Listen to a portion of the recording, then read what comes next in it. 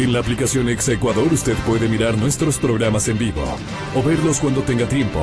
Descargue gratis la aplicación Exa Ecuador, disponible en App Store y Google Play. No se pierda ninguna de nuestras entrevistas. Descargue Exa Ecuador. 8:20.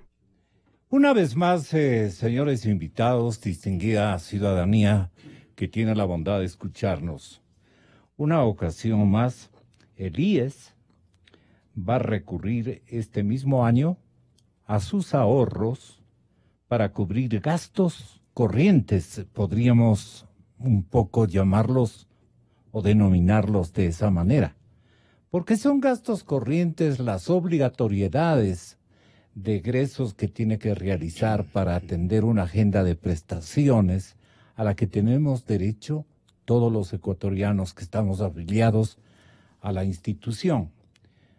Hay muchos que no la utilizamos por un pésimo servicio o porque hemos tenido que contratar otros servicios médicos, por ejemplo, en la prestación médica, que es la más utilizada. Pero no protestamos simple y llanamente porque Marco Proaño Maya, uno de nuestros invitados, nos ha enseñado, y ustedes, distinguida y distinguido invitado, conocedor de las profundidades administrativas de la caja del seguro, como llamaban los abuelos, nos da mucha complacencia de poder contribuir con signos de solidaridad a que nuestros mayores o la gente pobre, la clase media, media y media baja, qué feo es decir aquello, pero la gente de limitados recursos económicos tenga esta prestación de servicios gratuitos. Aunque mal, pero de alguna manera esto ha llegado con notable ineficiencia, lamentablemente, en muchos rubros y en muchas temporalidades. Hoy me preocupa, o nos debe preocupar, los 1.670 millones de dólares, casi 1.700 millones de dólares que el IES va a tomar para pagar pensiones en el año que estamos inaugurando, en el año 2018.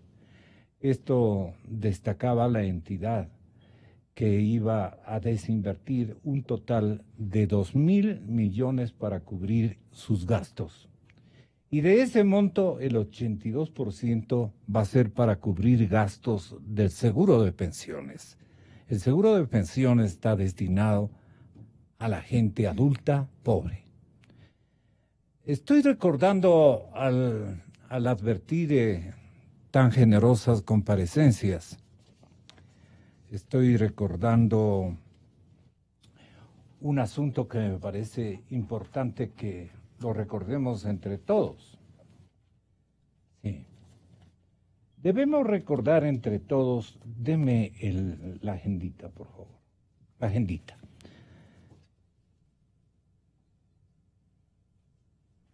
En el año de 1998, 2 años antes del 2000, se dictó una carta política, esa constitución que duró tan poco, porque ya vino esta fantasía revolucionaria que acabó con la institución. El gobierno, todos los regímenes, todos los gobiernos se han aprovechado del IES. Le han fiado plata. No le han pagado cumplidamente. Se han autoperdonado deudas. Pero la caja fiscal y las previsiones financieras de la institución han aguantado, han podido soportar, digamos, con algunas otras medidas complementarias que ha habido que introducir en todos los tiempos. En esa carta política del 98 se ideó una metodología de pago que lamentablemente no fue cumplida. Y luego ya vino esta otra historia y la cosa se complicó. ¿Usted nos puede recordar? Muchísimas gracias por la presencia de la distinguida dama, doctora Carmen Corral, exfuncionaria clave de la institución de la Super de Bancos. De la Super de Bancos, pero que tenía Seguros. mucho conocimiento de los temas que A cargo abarcaba. del área de seguridad social. Exactamente. Esa era su experiencia más importante y más que todo el destino de su función. Aquí pasaba usted la mayor parte de su tiempo administrativo, de concepción técnica. ¿Cómo eran sus funciones, Carmen, si fuera tan amable en recordarnos? Claro que sí. Buenos días con todos. Muchas gracias por la invitación. Un feliz año para todos. Muchas Igualmente, gracias. estamos en Gracias, enero. doctora. El área de seguridad social en la Superintendencia de Bancos se creó a raíz de la emisión de la Ley de Seguridad Social en noviembre del 2001, y la Superintendencia de Bancos tuvo que crear un área especializada para el control del Sistema Nacional de Seguridad Social. Y el para IES, fortuna del ISPAISPOL. IES la escogieron a usted. ¿Qué Muchas pasó gracias. luego? Se creó primero una Comisión de Seguridad Social, luego una Dirección Nacional y luego una Intendencia Nacional de Seguridad Social a cargo de todas estas instituciones, IES, ISPAISPOL y fondos complementarios. Entonces se hizo una labor titánica de estructurar todo un andamiaje de control. Inclusive el control era diario en las épocas en que había control. Se controlaba las inversiones del IES al centavo. A las 4 de la tarde tenían que cuadrar todos los portafolios. Qué interesante. Era una labor de auditoría con una planificación estratégica anual. O sea, realmente ahí había un trabajo enorme para poder hacer estas auditorías, este control de ¿Qué inversiones. encontraban en este prestaciones. seguimiento como pecados mortales? Bueno, hubieron muchísimos pecados mortales. En el Seguro Social Campesino se encontró montones de almacenamiento de medicina caducada. Se encontró el pago de pensiones a personas fallecidas. Se encontró... Se tomaban los vivos. Exacto, o sea, ya habían fallecido y sin embargo los deudos no decían nada y seguían recibiendo la pensión. O sea, no había control, no había ningún tipo de control. Muchísimos temas en inversiones, no había ningún análisis de inversión. Se obligó al IES y a todas las instituciones de seguridad social a hacer una área de riesgos para el análisis de inversiones, etcétera. Entonces fue una tarea ¿Y qué muy grande. instrumentó usted? Muchísimas resoluciones. No tengo el número de las resoluciones que se emitieron. Pero se emitieron muchas resoluciones de control y obviamente la planificación estratégica anual que comprendía auditorías en cada área prestacional de todas las instituciones controladas. Ahora, pues, realmente el control deja mucho que desear.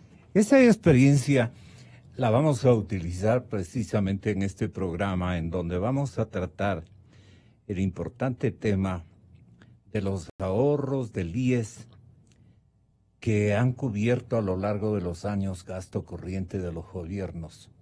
Y estoy recordando al año 1998, 2 años antes del 2000, que el Congreso de la República diseñó otra Carta Política del Estado que duró poco. Y allí se comprometió, usted recuerda, el señor doctor Marco Proaño Maya, un compromiso para que se cumplió en parte. Un buen periodo. Pero luego vinieron los enemigos muy sólidos de los gobiernos de turno que acabaron con esa exigencia constitucional. Hasta se burlaron de la Carta Política del Estado porque no se cumplió como diseñaron ustedes en unas leyes muy importantes para la institución. Ya lo vamos a analizar. Pero saludando a Carmen Corral, es mi obligación saludar a Manuel Vivanco, un experto también en estas materias. Doctor, bienvenido, muchas gracias. Y doctor Proaño, ¿qué recuerda usted del 98 y cuánto debía el Estado o el gobierno de turno al IES para hacer una comparación con lo que debe este momento el gobierno, en este caso presidido por el presidente Moreno, y en Palacio debe él escuchar este programa porque le va a ser muy útil para su orientación administrativa, creo yo. Marco Proaño, muchas noble gracias paisano, por bienvenido, esta buenos atenta días. invitación y por participar con opinión pública, un tema trascendente. Yo creo que el IES se extravió del país. Y el poder político ha hecho del IES lo que nunca quiso ser, una entidad en las urgencias económicas de los gobiernos de turno. Cuando hay que entender que... Una caja chica. Sí, caja chica o caja grande. Lo que hay que entender es que la seguridad social tiene relación con la vida, con la salud y con la dignidad de las personas. Su alta función es cubrir los riesgos y contingencias propios de la condición humana, que no pueden ser resueltos por la caridad pública ni por otras formas de asistencialismo. Tienen que ser resueltos por acciones institucionales respaldadas por leyes y por la eficiencia de las instituciones. ¿Y por qué no ha ocurrido aquello? Porque se atrevieron a cambiar instituciones y conceptos históricos de la seguridad social. Ningún gobierno se atrevió a suprimir el 40% de contribución obligatoria del Estado al fondo de pensiones. ¿Quién se atrevió? El gobierno, a través de la ley orgánica de la justicia laboral. El gobierno de Correa. Pero el gobierno de Correa, hay que decirlo completo, pues no, el causante de todos los males. Y se rompió el equilibrio financiero. Y mire, ¿qué garantizaba el 40%? Perdone usted. Garantizaba que el Estado era corresponsable de la seguridad social del país. Porque el Estado no puede desvincularse de la seguridad social de una nación. Hace unos 40 días, jubilados, sus hijos, sus familiares, se tomaron el Congreso de la República en Argentina. ¿Por qué? Porque el gobierno envió un proyecto de ley reformatorio a la Ley de Seguridad Social que tenía como objetivo cambiar la base de cálculo para definir las pensiones de jubilación.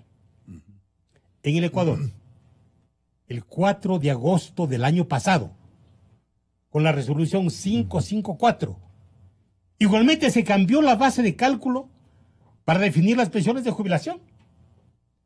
Y entonces los problemas de la sostenibilidad financiera del IES se ha pretendido hacerlo metiendo la mano en el bolsillo de los jubilados. ¿Qué argumentó el doctor Manuel Vivanco para ir todos interviniendo? ¿Qué argumentó el régimen de Correa para señalar de que el 40% de esa contribución no era indispensable para la sobrevivencia de la agenda de prestaciones que tenía la institución tradicionalmente? Doctor Vivanco, buenos días. Gracias, Gonzalo, buenos días. Buenos días a mis compañeros de panel, expertos en seguridad social, muy distinguidos. ¿Usted también lo es? Gracias, Gonzalo. Mire, yo creo que la seguridad social, especialmente en los últimos 10 años, no fue entendida. Y se creyó que era una caja, como aquí se ha dicho, creo que en realidad es una caja grande más que una caja chica, donde podía ser casi una cuenta del Ministerio de Finanzas, que podía ser tomada a antojo y a necesidad del gobierno de ese momento, de esta última década perdida. Ese fue el pensamiento. Yo personalmente estuve desde el 2003 en el Seguro Social, en el Consejo Directivo, y me entrevisté varias veces con el exministro de Finanzas, Rafael Correa. Y él, créame, Gonzalo, y lo puedo decir ahora que ya no hay tanta persecución o no hay persecución, él no entendía absolutamente nada de lo que significa una estructura de seguridad social. Yo le aconsejaba traerlo al señor Carmelo Mesa Lago, un experto internacional que todos lo conocemos. Usted le aconsejaba Yo al le ministro aconsejaba al de ministro de entonces. Finanzas, porque él quería tomar recursos del Seguro Social para renovar o mejorar la refinería de Esmeraldas, $100 millones. Así lo planteó ante el Consejo Directivo del IES en el 2007. Ya. Yo le dije al ministro de Finanzas, en 2006 creo que esa es la mejor forma y más rápida de perder 100 millones de dólares. Todas estas cosas lo iban a él volviendo molesto. Todo, como dijo bien Carmen, cualquier cosa que le decían en contra, cualquier cosa que no le gustaba. Todos estaban, los que le acolitaban en su discurso. No estaban a favor, estaban fregados. Estaban fregados. Aquí en este estudio mismo, cuántas ocasiones, y en el anterior de la otra dirección se insolentaba fácilmente. Yo sugerí, Gonzalo, contratar a una nueva empresa internacional. En ese entonces, un poco antes, había sido Actuaria Mercer, una empresa que había hecho estudios con 7 países a nivel de Latinoamérica para saber cómo son las cuentas de una entidad totalmente diferente a un banco. ¿Con buenos resultados esta empresa? Bueno, esta empresa, yo creo que cuando lo hizo, me parece que Carmen, usted recordará, creo que fue en el 2003, lo hizo bien, porque lo que hace una empresa de estas es analizar los números desde otra perspectiva, no como un banco, una auditoría, pero la auditoría actuarial, que es diferente. Claro. No es una auditoría de un banco que dice tanto me debo a los clientes y tanto me deben los clientes y por lo tanto el saldo es tanto. No, acá es una proyección a 30 o 50 años, porque la deuda del Seguro Social es una deuda con nosotros ahora, pero también con nuestros hijos y posiblemente con nuestros nietos y más allá. O sea, este es un acuerdo intergeneracional para poder cubrir, como bien dijo Marco, las necesidades previsionales que se nos presentará en el futuro. Estas necesidades básicamente relacionadas con la salud y la vejez, entre otras. Pero contestando a su pregunta, Gonzalo. Prestaciones más significativas. Significativas.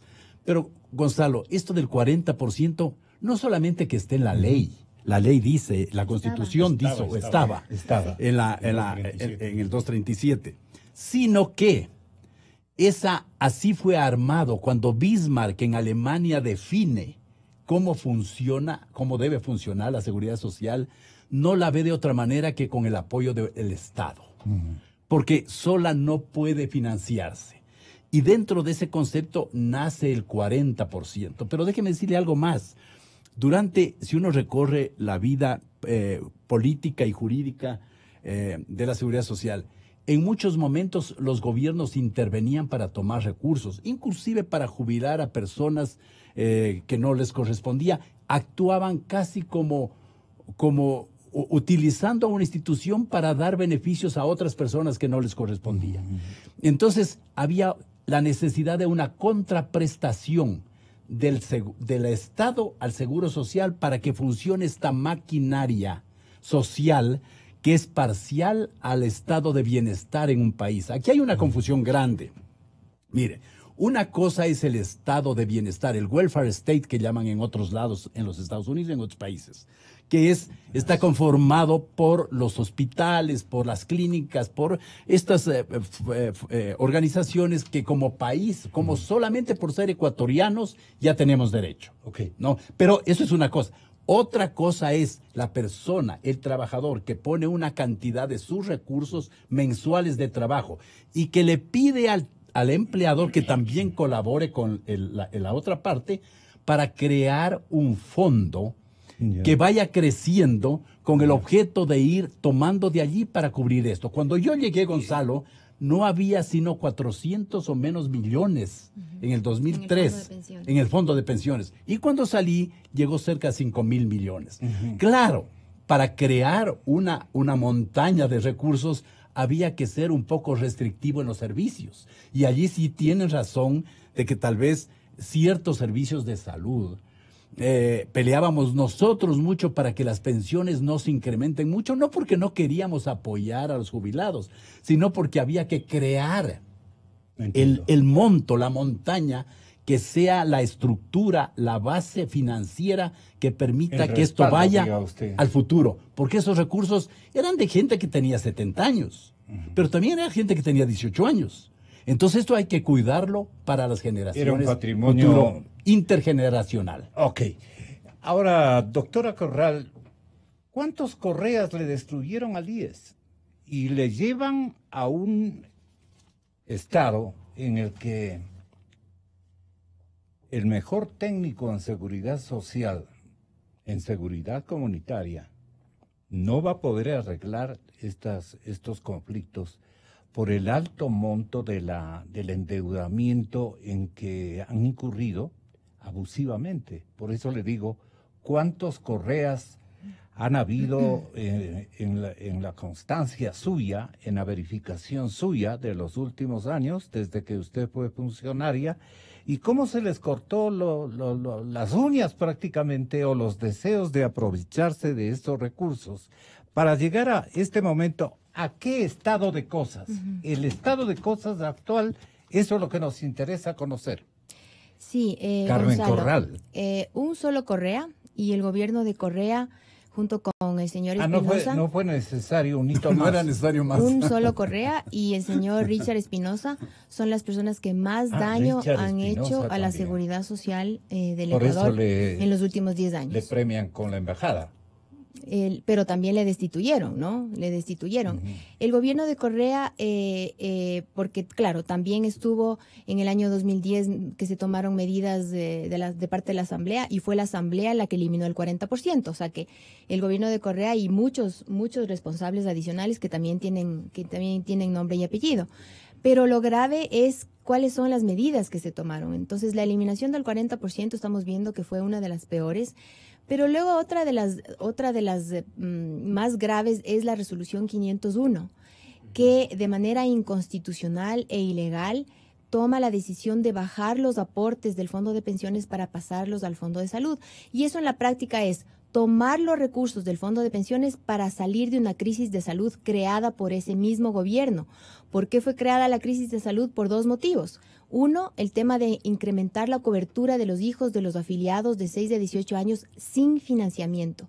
Esto fue una bomba para el Fondo de Salud, con el adicional de que no le reconocieron la deuda en salud por el concepto del pago de atención de los jubilados y el borre de la deuda. Acuérdese usted que por eso fue la razón de haber sido destituido Richard Espinosa, que a pesar de estar ya incluida nuevamente en los estados financieros, ya la responsabilidad de este gobierno empieza a ser grave. ¿Por qué? Porque no está reconocida la deuda en salud en el presupuesto del 2018. Está cero, no está previsto ni el pago, ni además las prestaciones correspondientes a este año. ¿Y quién debía reclamar aquello? El IES, los jubilados, los afiliados, ¿El etcétera. mismo Richard? En el caso de obviamente, la última instancia el mismo consejo directivo debió haber exigido que esto se ponga en la deuda. Entonces, y claro, y el tema de no buscar el financiamiento para los hijos de los afiliados.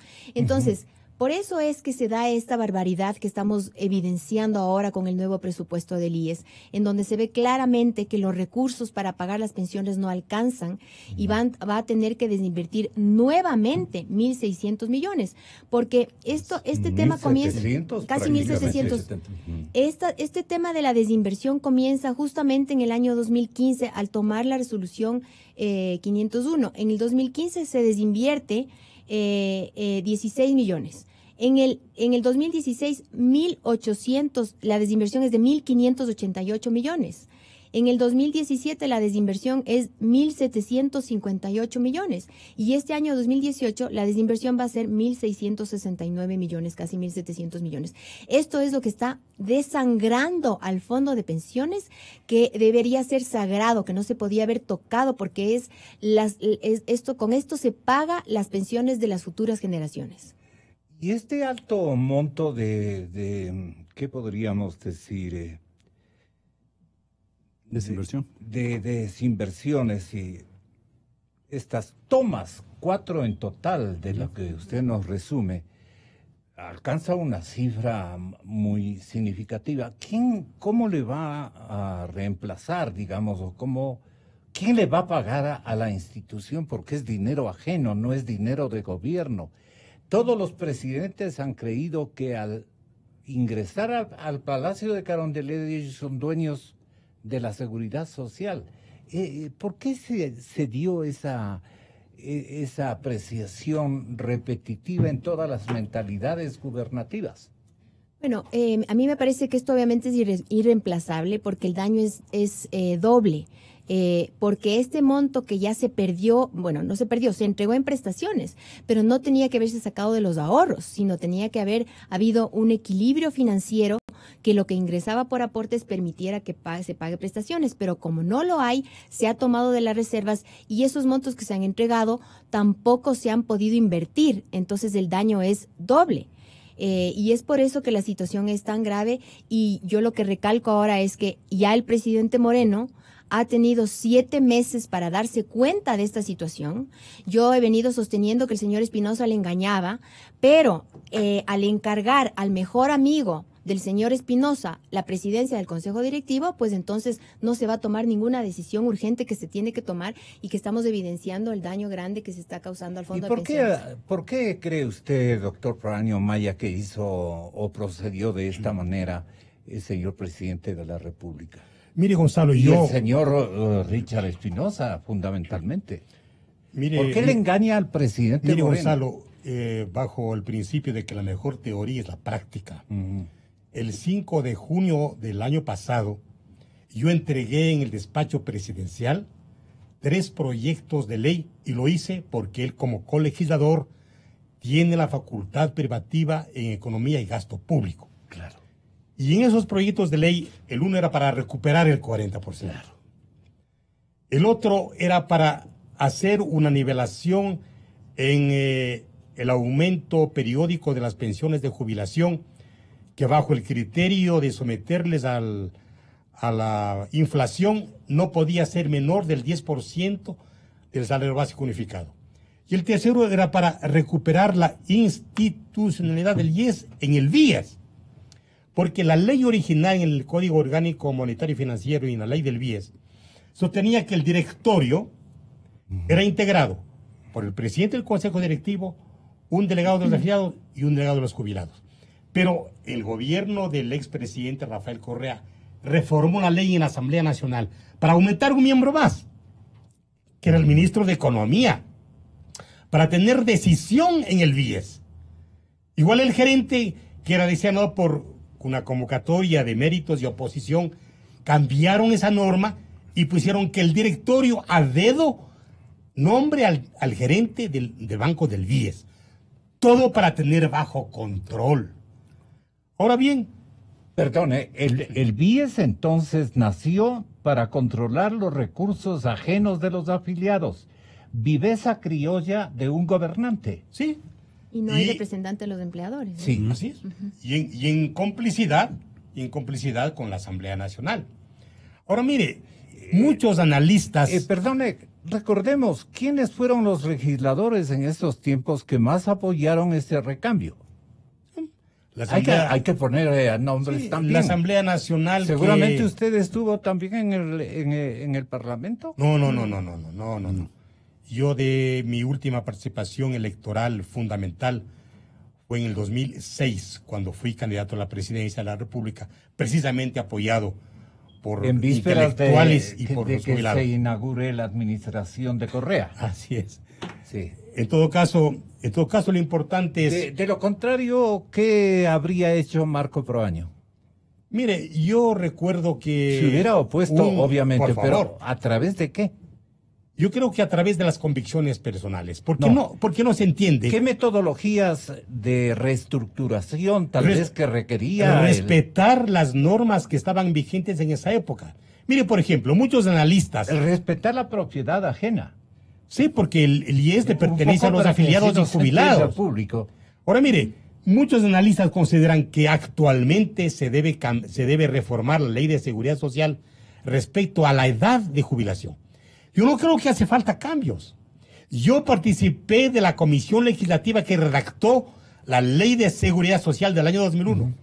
Y en el artículo 185, inciso 3, nosotros disponemos claramente que cada 5 años tiene que haber una elevación obligatoria de 1 año en edad para jubilarse. Es decir, si se cumplía con la ley, Actualmente las personas deberían jubilarse a los 63 años. Existe la norma. Y esa- Lamentablemente es una norma que nadie respetó. Esa norma se aprobó, pero no se la está respetó. vigente. Claro, está vigente. ¿Y por qué, Gonzalo? Porque ¿Y nosotros... qué universo de afiliados podían haber sido trasladados a agigantar, digamos, ese volumen o ese universo de beneficiarios? Es que actualmente el Ecuador y todos los países del mundo Bueno, el sufrimos... beneficiario venía a ser la caja, ¿no? Es decir, Claro, porque había más El aportes. fondo de pensiones. El porque- fondo de pensiones. porque Había hay más aportes. más años de aportes. Hubiera habido más dinero. Es que actualmente, Gonzalo, hay un fenómeno que nosotros tenemos que conocerlo y Cosas más decirlo. absurdas, Dios Que es mío. el fenómeno del envejecimiento de la población, que es una de las trascendentales realidades Pero del esa siglo tasa ha XXI. mejorado. Sí, O sea, porque ha mejorado la podemos expectativa de trabajar vida. más años, Correcto. hay más salud, la misma asistencia médica de la institución IES ha mejorado, digamos, el estándar de vida, no el estándar de vida, la expectativa de vida de la población afiliada. Claro. Entonces era muy buena medida. ¿Por qué no la respetaron? Mire, yo creo que el aumento de la expectativa de vida es una realización de la sociedad actual, pero puede ser una catástrofe ¿Por qué? si no se actúa con responsabilidad desde el Estado y desde la sociedad. ¿Por qué? Porque quienes administran a la seguridad social tienen que pagar a más personas y más tiempo. La Comunidad Europea sugirió a sus miembros que revisen su legislación de seguridad social. Muchos lo han hecho. Para que tenga conocimiento la opinión pública. En 1965 había 960 millones de personas adultas mayores. En el 2050 habrá 2.500 millones de personas adultas mayores. De tal forma que, si usted me permite, Gonzalo, la directora gerente del Fondo Monetario Internacional, en un discurso público, Así fue. dijo, los ancianos están viviendo demasiado. Demasiado. Están poniendo en peligro la economía del mundo. Hay que hacer algo ya, decía esta señora. Matarles. Yo le digo, señora, la vejez no es una amenaza. ¿Sabe por qué está en peligro la economía del mundo? Porque el 1% de la población del mundo tienen el 45% de la riqueza del mundo. Porque 288 personas, hombres y mujeres del mundo, tienen una mayor riqueza que el ingreso anual de 3.000 millones de personas. Es decir, la mitad de la población.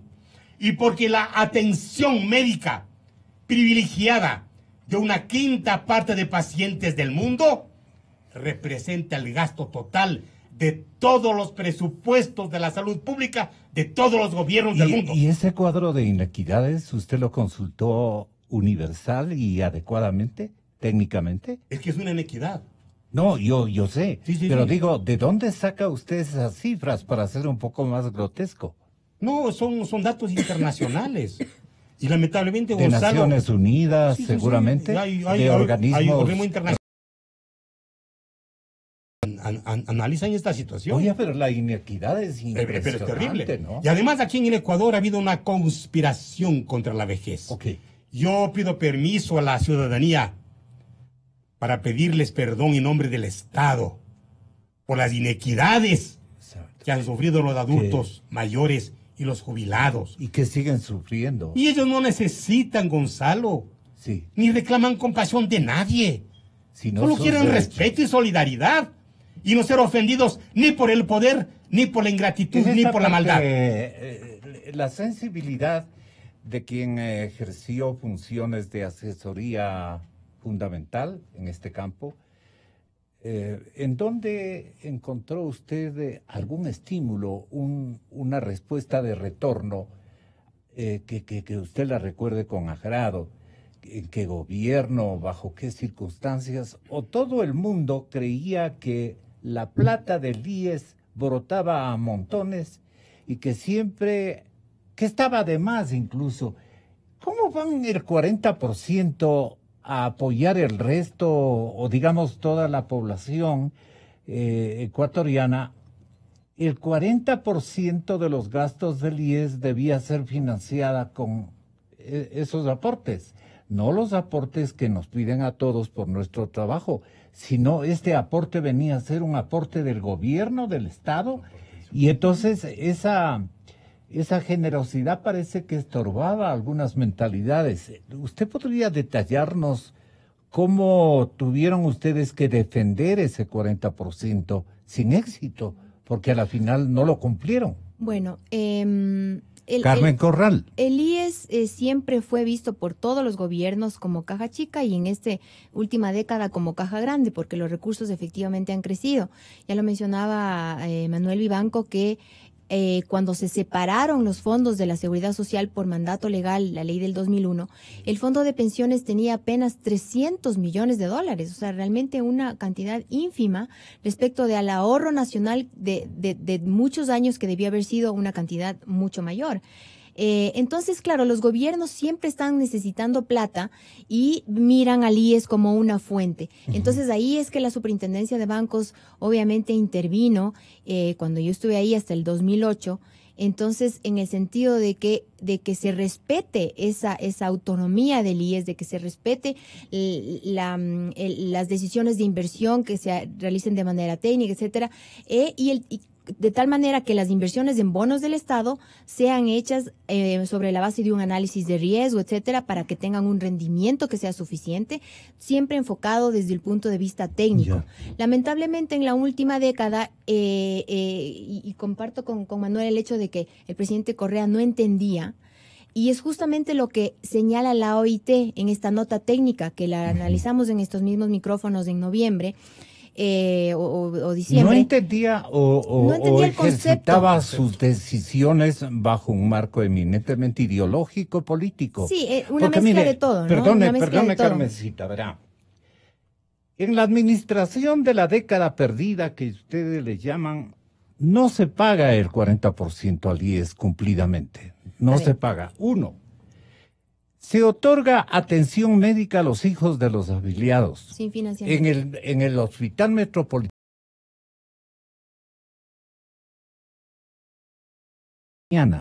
Precisamente porque los chicos han sabido llevar a los padres a los guaguas a los sábados, en mayor cantidad que otros días ordinarios. Y entonces coparon naturalmente la sala de exámenes, ¿no es cierto? Con mi contento. ¡Qué buena nota! No había tomado en cuenta esta contribución o esta decisión de que los hijos de los afiliados iban a ser beneficiarios, inclusive de ingresar nada más ni nada menos que sin costo al Hospital Metropolitano, una casa de salud muy, muy onerosa. El no pago de las deudas de salud que están por los 3,000 millones y que lleva al IES a una situación desesperante, y por eso el uso de estos recursos que casi están llegando a 2,000 millones. ¿Cómo comenzó todos estos desequilibrios? Si no a través de una postura ideológica agradable para el gran conglomerado, pero que técnicamente, financieramente, le descuadraba a la institución. Sí. ¿Usted ya no estuvo allí en esos tiempos? No, yo ya no estuve ahí. Yo renuncié a la superintendencia de bancos. ¿Qué hubiera hecho si permanecía allí? Yo hubiera hecho muchísimas cosas. O sea, créame que la resolución 501 no hubiera tenido vigencia de ninguna manera, porque es una inconstitucionalidad y una ilegalidad. Hubiéramos puesto un informe y hubiéramos hecho gestión, inclusive en la asamblea, para que no pase el tema del 40%. Usted topó muchos temas con esa mención, pero justamente lo que la nota técnica de la OIT, y es lo que estaba mencionando hace un momento, decía, es que a veces los gobiernos creen que porque hay recursos en el fondo de pensiones, se crea una falsa sensación de bonanza. Eso es justamente lo que dice la OIT. Y eso es lo que pasó en el gobierno anterior. pensaron, tengo dinero y puedo tomar de ahí. Y ese es Por el la error. liquidez Por que- la liquidez. Confunden Y ese es el liquidez peor con solvencia, solvencia. error. Confunden liquidez con solvencia. Bien dicho, doctor Proaño. Y es un error, es una irresponsabilidad, porque las medidas que tomaron con la eliminación del 40% y la baja de aportes y la toma de los recursos del fondo de pensiones para pasarlos a salud, es un gravísimo daño al fondo de pensiones, como ya mencionamos antes. Entonces, efectivamente, fueron errores que ahora pueden ser muy graves para la población, porque esa situación se tiene que revertir. Y yo nuevamente insto al presidente Moreno a que por favor se tomen las decisiones urgentes. ¿Cuáles decisiones? Presidente Moreno, a ver si podría uno de sus secretarios elaborar estas prioridades de cumplimiento de parte de la administración Moreno. Podrían hacerlo en turno. Tenga la bondad, doctor. A ver, yo Vivanco. creo, gracias Carmen, gracias Gonzalo. A mí me parece que en realidad es necesario ya hacer un menú o política de Estado en la seguridad social que sea un acuerdo nacional, con un gobierno que ha abierto las puertas a otros espacios, con organizaciones especializadas, con gremios como en el que yo mismo estoy, la Cámara de Comercio de Quito, con los trabajadores con los que nos hemos reunido permanentemente, con los jubilados que lidera y asesora Marco, con grupos especializados como el comité que trabaja con Fundación Esquiel y La Mesa Carmen de Seguridad y la Social. Mesa de Seguridad Social. Qué O sea, buena nota. hay un grupo muy grande de personas que estamos en esto más de 13 años, creo yo, estudiando y mirando el desarrollo de un elemento que es fundamental en el país. A mí me parece que lo que hay que hacer primerito es transparentar la totalidad de la deuda del Estado al IES. ¿Qué Ese está encontraríamos conforme- allí? mire, para llegar, porque ¿Usted tiene alguna tiempo, sí, cifra? el tiempo es corto, Gonzalo, como usted bien Sí. sabe, pero hay más de 10.000 millones de dólares que a través de bonos del Estado, certificados de tesorería, contratos de prestaciones, obligaciones no cumplidas como la que usted tiene en su nota, más los 2.800 millones de salud, eso conforma un paquete. Este grupo que acaba de ser formado para la veeduría de la deuda también tiene que ver en un capítulo especial el tema de la deuda del Estado al IES. Usted sugiere aquello. Por supuesto. Claro. Yo le dije anoche al presidente de la Cámara, al presidente de la Cámara Anoten, de caballeros, tengan la bondad para que alguien Por de eso la ustedes quisieron borrar, plantee en el foro este, ¿no? Para Por que- eso la quisieron borrar. Yo hablé con el presidente, anoche estuvimos con el ministro de Industrias y el presidente de la Cámara de Comercio y el directorio de la y de los temas se va a evaporar, puede ser etéreo. ¿Qué dijo la ministra o el ministro de Industrias? Ministro de No, de ¿de seguridad? de ¿De qué? Campana, No, de comercio de comercio exterior, perdón. Sí. Lo que hay que hacer, Gran Gonzalo, tipo, ¿ah? sí es un joven muy pujante Empeñoso, y muy sí. positivo. Yo creo que lo que hay que hacer es determinar cuánto le ¿Por debe qué no el le Estado, trae a Campana? el Estado al IES. Y que, segundo, pague los 2.900 o cerca de 2.900 millones que ya el ministro actual, no le estoy hablando del ministro de Finanzas anterior, sino el ministro de Finanzas actual, en una nota que la tengo aquí, él dijo que en este presupuesto del 2018 va a colocar los 2.878 millones de dólares para pagar esta deuda. Y eso lo Pero dice... no está. No, exacto, Carmen. El 15 de agosto del 2017 dice eso. Y uno va al presupuesto general del Estado y esa cifra no está. Entonces, ¿qué es lo que está pasando? Pero no quiero dejar ese pequeño listado o menú que quiero señalar. En definitiva, uno es el discurso positivo, abierto, hasta solidario, con todos estos temas que han sido mal llevados en la década anterior, pero no se están haciendo prácticos. Hay muy buen discurso, muy buena intención, muy buena actitud, pero cero practicidad. Entonces yo creo que hay que empezar a transparentar la totalidad de la deuda. La segunda cosa que yo veo, hay que pagar los 2.900 millones que ¿Usted ya... ha logrado transparentar la cifra por dónde Sí, más o menos no es difícil. estaría bordeando? Son 12.000 millones de dólares. Que le debe el Estado, El Estado a la al IES. institución. Mire, deber significa el monto de obligaciones No le va a conformado. pagar nunca. No, sí le va a pagar. 12.000 No, millones, ¿de dónde se En sacan? bonos, ¿no? En bonos, Una parte en son bonos. emisiones. Los bonos tienen tiempo, Gonzalo. Gonzalo. Los bonos son a 2, 3, o sea, hay tiempo. Las deudas se pagan con... Lo grave es desconocer una deuda. ¿Usted es escéptico, Vea, doctor Proaño? No, mire, yo... Sí. Solamente para terminar lo que me preguntó Gonzalo. O en definitiva, pagar los 2.000, no sé si es que son 10.000, cualquiera que sea la cifra, tiene que instrumentarse, ya lo decía Marco. Tiene que firmarse papeles, tiene que saber exactamente Tiene lo que que le debe. reconocer el Reconocerse. Luego tiene que restablecerse el aporte del 40%. Eso tiene que hacerlo, por supuesto, poco a poco. No lo hará de un año a otro, pero tendrá que hacerlo poco a poco. Seguro. Tiene que derogar... Pero que reconozca. Que reconozca. Tiene que derogar la resolución 501, que modificó ilegalmente este traslado de las aportes, de los tasas de aporte de pensiones a salud. Tiene que haber un estudio integral técnico sobre el tema de la administración del seguro. Hay mucha gente ahí, mucha gente que no hace nada.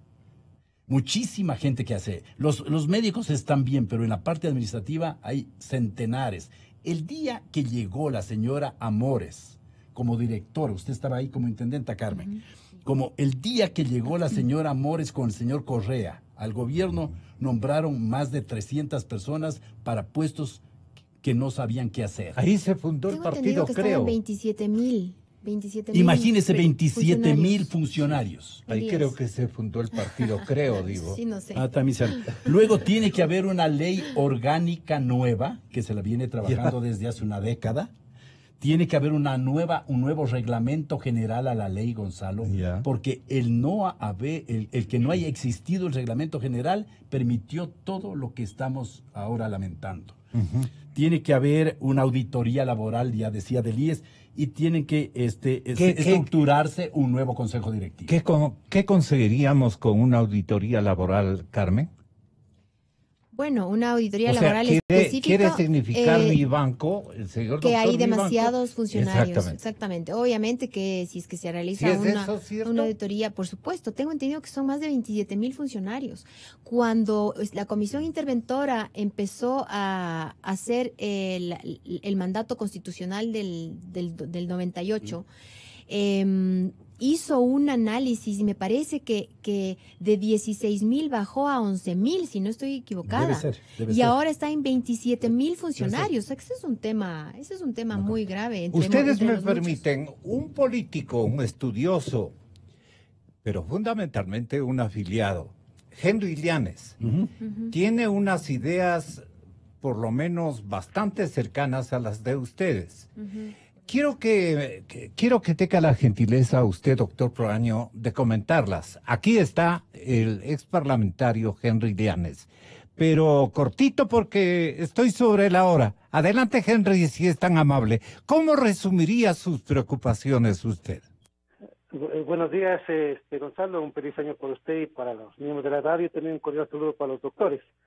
Bueno, yo diría que hay tres cosas que le están llevando al precipicio al IES, y eso puede causar una catástrofe social en esta nación, y el tema es el dinero.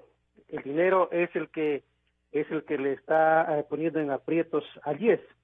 Mire que en un caso es el tema de las deudas. Perdone usted, ¿qué quiere decir con el dinero?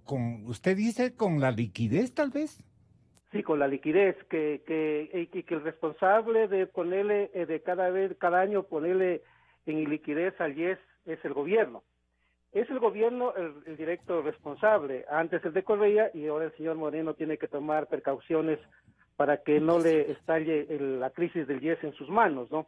Entonces mire usted que, por ejemplo, en el caso de los hijos de los afiliados que no pagan por la atención médica, al año 2015 eran 4.384.081 personas, al 31 de diciembre del año 2015.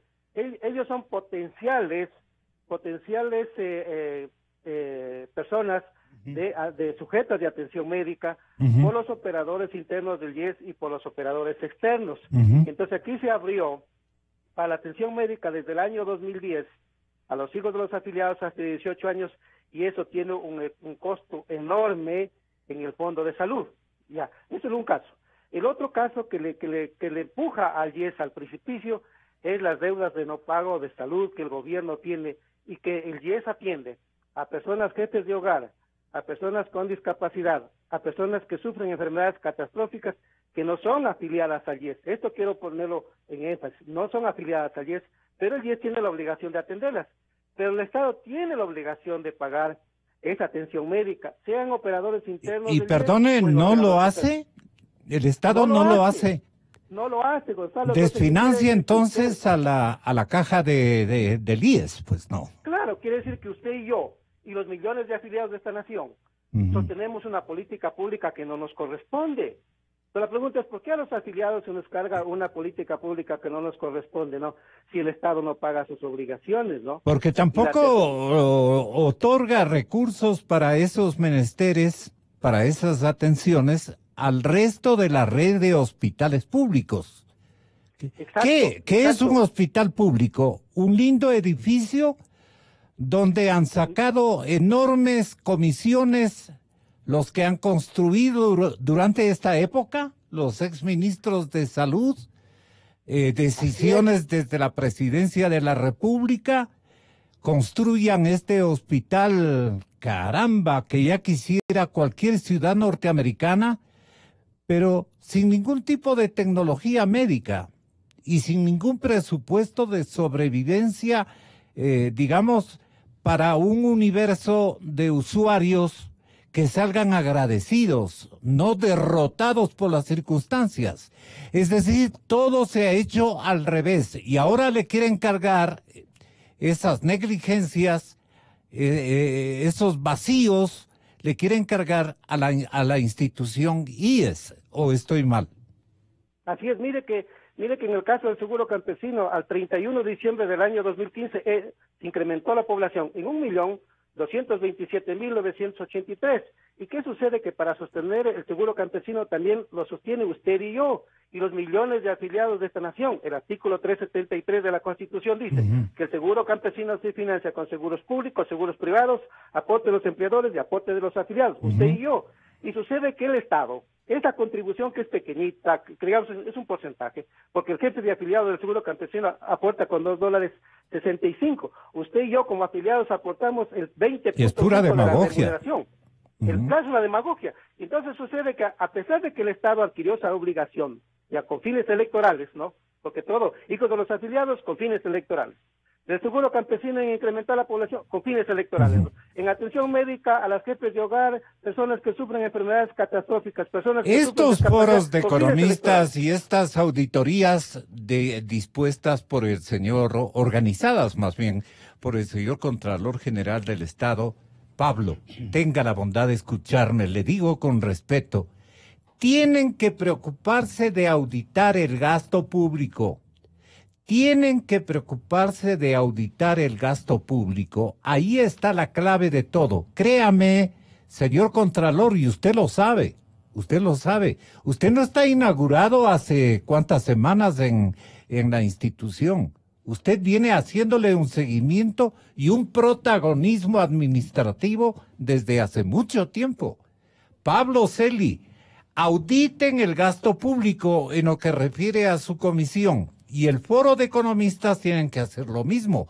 Esas novedades, ¿qué reflejarían, doctor Proaño? Mire, Gonzalo, hay que entender a la seguridad social como una política pública. Y la política pública no solamente le pertenece al Estado, le pertenece a la sociedad y le pertenece, en definitiva, a los ciudadanos. Y las nuevas generaciones a veces no tienen ni voz ni voto en las actuales decisiones. Sí. En consecuencia, nosotros la mejor herencia que podemos dejar a las nuevas generaciones es defender las conquistas y derechos que hemos logrado en la seguridad social en una vida honorable al servicio de la nación. Y también hay que comprender, porque alguien me preguntaba en mi celular, ¿a qué me refiero yo con la decisión 544? Que cambió la base de cálculo para las pensiones de jubilación. Permítame un ejemplo para que me entienda la ciudadanía. Una persona que se jubiló antes del 4 de agosto del 2017 recibía como pensión de jubilación $1,800. Si esa misma persona se jubilaba después del 4 de agosto, recibe $1,100. ¿Por qué? Porque la crisis económica del IES quiere meter la mano en el bolsillo de la gente y sobre todo de la gente más débil que son los jubilados. Porque a veces, Gonzalo, a veces el Estado no entiende que la vida del viejo, la vida del jubilado, es una lucha constante entre la fragilidad humana y la deslumbrante ansiedad por vivir. Carmen Corral, lo último, lo que quiera decirnos. A ver, yo quiero mencionar esto último que se me vino a la cabeza cuando usted mencionó la Contraloría. La Contraloría, yo sí quiero resaltar la labor que ha cumplido en el área de seguridad social, que no ha cumplido la Superintendencia de Bancos. Justamente fue la Contraloría la que acertadamente condenó al grupo de Espinosa a la destitución por haber borrado la deuda. Si no era por la Contraloría, podíamos estar con otra historia en el Fondo de Salud, por lo menos está ya de vuelta a los estados financieros. Y la Contraloría está en deuda porque tengo entendido que tiene unos informes pendientes como el tema del Hotel Quito. Entonces, ya que la Superintendencia de Bancos no controla, entonces estamos a la expectativa de que la Contraloría saque el informe del Hotel Quito. Asimismo, de la resolución 501, la Contraloría tiene que analizar bien, porque esta resolución 501 es absolutamente inconstitucional e ilegal. Entonces, tenemos expectativa en lo que pueda hacer la Contraloría y simplemente volver a resaltar la importancia de que el presidente Moreno tome la decisión política de dar este giro inmediato y urgente que necesita la seguridad social. Póngale un mail al señor presidente, pero un mail oral. Tenga la bondad. Presidente Moreno, no crea en lo que le dijo el expresidente del IES Espinosa. La realidad es diferente. Contrate o converse ¿está con engañado el señor presidente? Yo creo que no recogió la información. Converse con un auditor de muchos años de experiencia. ¿Cómo cuál? El presidente de Actuaria o los ex directores de actuariales del Seguro Social, para que le digan cuál es la situación de hoy y cuál va a ser la situación cuando usted termine su mandato, el 2021, y 20 o 30 años más tarde. Y que en base a eso... Especialmente el 28. Especialmente el 28. Y que tome decisiones en función de varias generaciones y no solamente de las actuales. Que se empape del asunto bien. Y que restituya los derechos que ya formaron parte de la seguridad social. Y que recoja experiencias que están ocurriendo en otros países. Es verdad lo que antes se ha dicho aquí, Marco lo dijo. El mundo entero está en la seguridad social, está con dificultades. Por una cosa fantástica de la creación, de la tecnología y de la vida, que es vivir más. Pero tremendamente compleja desde el punto de vista de financiamiento, que necesitamos más recursos. Entonces, esto hay que aliarlo, hay que trenzar estos dos elementos para lograr sacar mejor la situación que nos convenga como un país subdesarrollado que somos. No vamos a poder tener la seguridad social de Alemania o de Bélgica o de Estados Unidos, pero podemos tener un compromiso social muy racional para que los jóvenes que están empezando el trabajo aporten para las jubilaciones de los viejos, porque los viejos ya lo hicieron o lo hicimos en su momento en favor de los anteriores. Correcto. Esta intergeneración, este acuerdo, él está trabajando esta filosofía, esta forma de vida, que él la entiende muy bien porque él ha profundizado mucho el tema de la física cuántica.